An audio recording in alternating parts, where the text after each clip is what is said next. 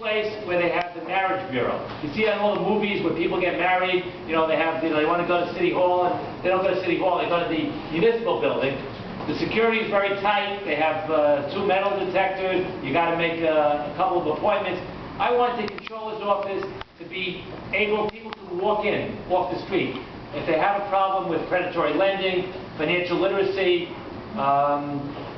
you know, consumer banking issues, mortgage foreclosure issues, a lot of people are hurting. They should be able to walk into a borough-wide office, whether that be in Brooklyn, or in Queens, or in Staten Island, or in the Bronx, or in Upper Manhattan. But the only office is downtown Manhattan. It's not consumer friendly.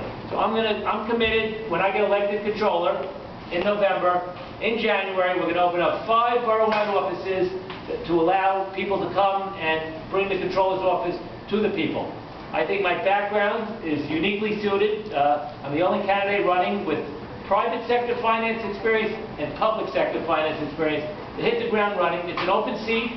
The current controller has done a good job. I'd like to expand on that. That's William Thompson, Jr., who's actually running for mayor. He's going to be the Democratic candidate against Mayor Bloomberg. You also want somebody as controller, which is the chief fiscal watchdog of the city agencies, that's independent of the mayor, whoever that mayor is. And I have a proven track record of having opposed Mayor Bloomberg on some very high-profile issues. And he's a very powerful mayor. He's the richest New Yorker. He's a very stubborn guy in a lot of ways. He's very forceful. But I've stood up to him on behalf of the people. What have I stood up to him on?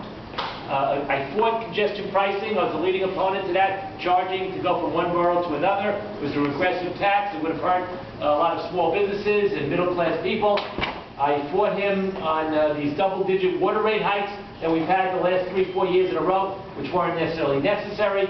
I fought him on closing firehouses, and actually that was something that former council member James Davis, my good friend, and I marched in front of firehouses to prevent closings. We had that fight back in 2002 and 2003 with James Davis. We had it again this year when the mayor proposed with the fiscal crisis. So we saved those firehouses, we saved senior centers, we saved the after-school programs, we saved cultural institutions and libraries. And most vocal, I was the leading opponent to the mayor trying to change term limits, which went into effect in 2001 without a public referendum. So it's not because I'm a supporter of term limits.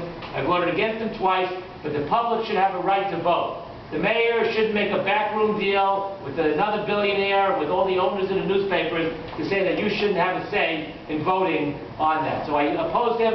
That's why I'm going to be a strong controller. I'm going to be an independent controller. And with my background,